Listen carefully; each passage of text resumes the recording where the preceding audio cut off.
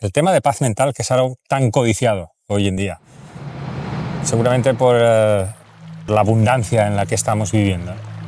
A pesar de estar en los mejores tiempos y vivir como reyes, mejor que los reyes de hace 200 años, a pesar de ello no conseguimos o estamos en guerra mental. Esto es una de las nuevas enfermedades que llaman.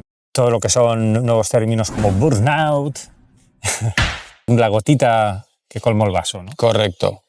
Paz interior. Es difícil, pero no es imposible. Algo que tenemos que tener en cuenta es que cuanto más acumulamos exteriormente, vamos cubriendo esa esencia que somos, que la esencia es pura paz.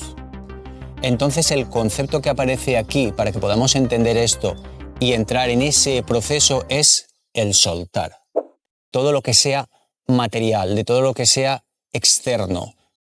Y ahí incluiríamos no solo las cosas físicas, sino también el tema de los objetivos. Fijarme tantos objetivos que no puedo alcanzar.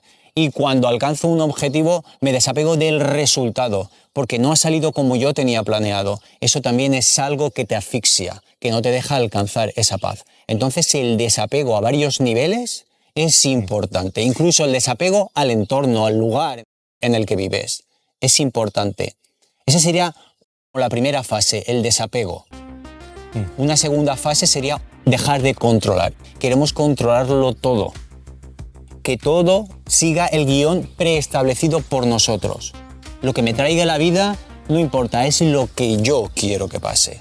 Por lo tanto, el soltar el control, el desapegarse son partes fundamentales. Y una tercera que es muy importante, que lo hemos dicho antes, es el dejar ir.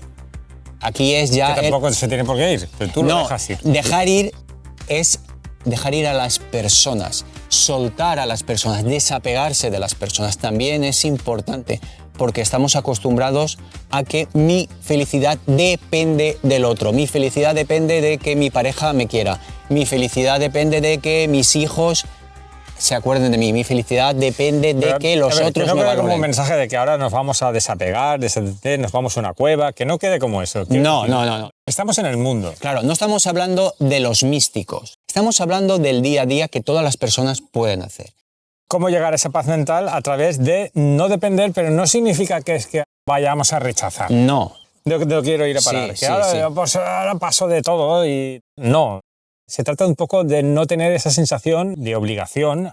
Como tú hablabas, el desapego no es rechazo, es querer lo mismo sin necesitarlo. Efectivamente, esa es la cuestión. En el tema de las personas, el desapego de las personas es purificar la relación. Estoy contigo porque quiero estar contigo, no por necesidad. Porque en el mismo momento que esa persona no esté por el motivo que sea, como estoy apegado a esa persona, mi felicidad se va con ella. Mi felicidad no puede depender de si esa persona está o no está, me quiere o no me quiere. Pero es recíproco, para los dos igual, claro. O los tres o los cinco. Es que el desapego, como el desapego padres a hijos, hijos a padre, tiene que ser en las dos direcciones. Claro. Tiene que haber un desapego natural de los hijos hacia los padres, pero también de los padres hacia los hijos.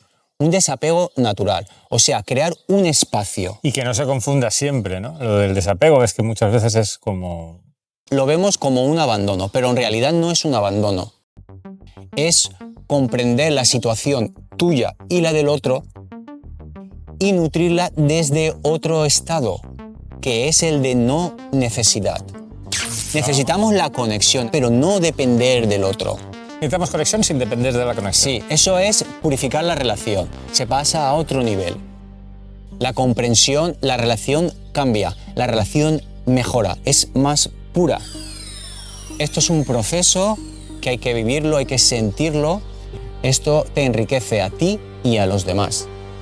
No es algo destructivo, no es algo que te va a apartar de la sociedad. No, para nada. Algún día me lo comentaste, esto de ir y volver. Te vas un rato al Tíbet y vuelves. Claro, no pasa nada, porque sí que es verdad que algo que va a necesitar la persona que está ya en este camino, en esta senda, necesita mucho el silencio, la quietud, estar en un estado de soledad, la solitud, que es un estado de me aparto voluntariamente para encontrarme. Hay mucho miedo a la soledad. Sí, hay mucho miedo a la soledad porque el silencio nos asusta. Porque el estar con uno a solas, sin el ruido de siempre que genera el día a día, el retirarse voluntariamente, ese estado de solitud es necesario. Te recargas, refuerzas, te revitalizas. Ese ir a la cueva, entre comillas, es algo que más pronto o más tarde todo el mundo va a necesitar. ¿Qué sería la cueva ahora, hoy en día, aquí, en España? ¿Quedarse en casa? La cueva es encontrar aquel espacio, hoy de vacaciones, aquel espacio en el que tú tengas la oportunidad de estar en silencio, a gusto, que sea un entorno armónico. Puede ser un árbol en la montaña, este sitio me gusta, tienes tu rincón en la naturaleza, puede ser tu rincón en casa. Yo lo tengo en mi casa, yo he creado un habitáculo, por decirlo de alguna manera, en el que me siento a gusto, todo está en orden, todo está a mi manera y me relaja, me reconforta y me permite estar en silencio, hacer mis meditaciones, hacer mis reflexiones, estar en silencio, tener una respiración diferente, no una respiración superficial, hiperactiva, sino más profunda, más calmada. Y todo eso te va llevando a un estado más profundo en el que empiezas a ver cosas que antes no podías ver con el ruido cotidiano. Danos una técnica facilita para la audiencia para meditar. Vale. Una respiración sencilla, algo que sea un poco también común a todas. ¿A ti te gusta el Sí, yoga? pero de todas maneras, la respiración también es algo que está reflejado en todas las culturas. ¿Vale? Igual que el estado de silencio y de calma, la respiración también está reflejada, igual que el ayuno. He hablado de la respiración, pero me refería a esa media horita al día para estar contigo mismo.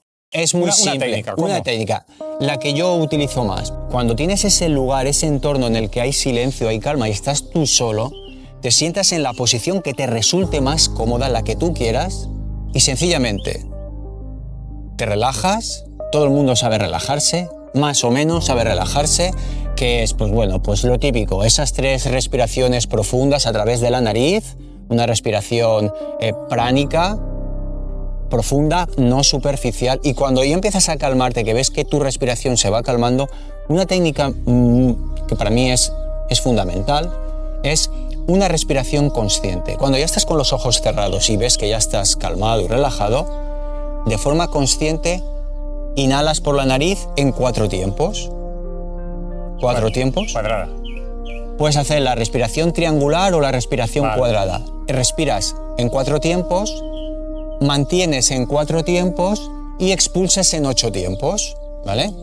A la hora de expulsar... ¿Tiempos te refieres segundos? Más o menos, para que sean segundos es 1001, 1002, 1003, 1004. Inhalo, 1001, 1002, 1003, 1004, reteniendo... y luego hasta 8 exhalando. Puede ser por la nariz o puede ser por la boca, como soplando de forma sutil.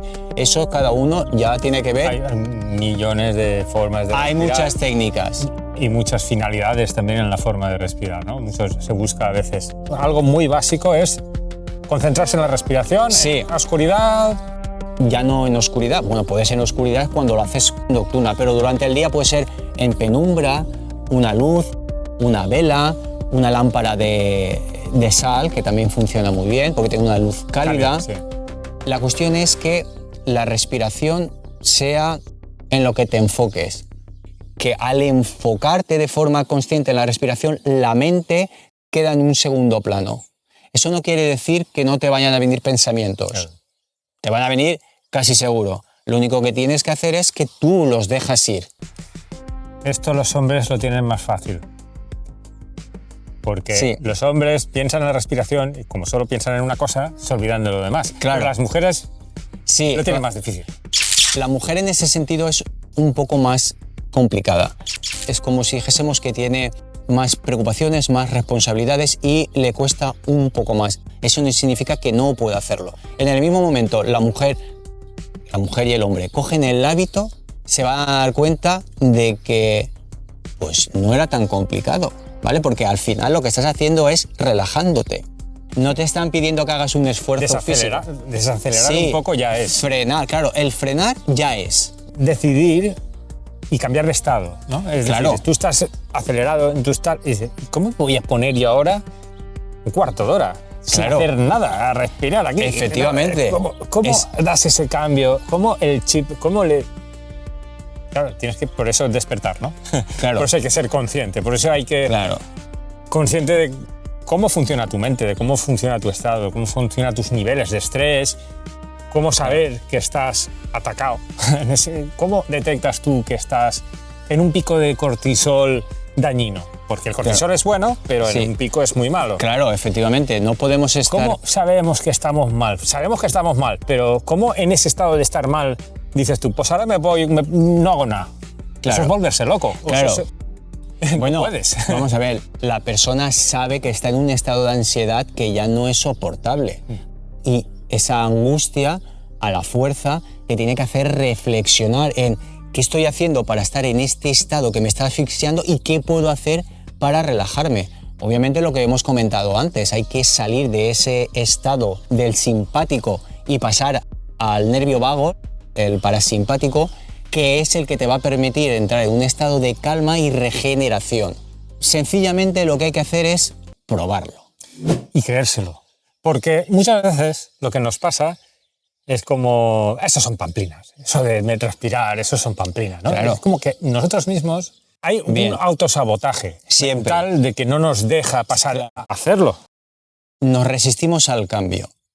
Es importante atreverse, lanzarse para hacer algo bueno. No estamos hablando de hacer alguna locura, estamos hablando de hacer algo bueno que te va a nutrir de una forma más profunda. La sugerencia que tengo para las personas que ya lo han intentado pero no les va bien es que se junten con aquellas personas que están en la misma fase. O sea, por ejemplo, Retiros. retiros. Hoy en día se hacen cientos de retiros. Cada vez están más de moda. Y son accesibles.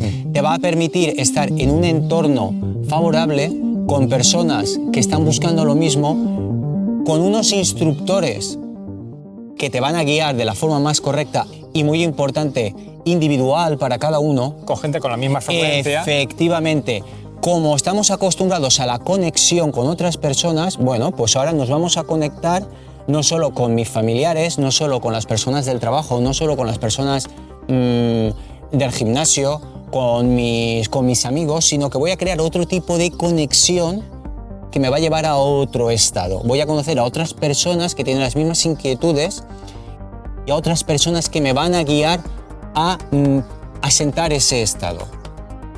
Hoy en día eso está al alcance de todos. Sí, Es atreverse, las propuestas. es atreverse, ya está. La meditación es una forma de reiniciarse, pero en contrapartida el movimiento es importante. Por supuesto. ¿Qué es más importante? ¿El movimiento o la meditación? ¿La calma o la acción?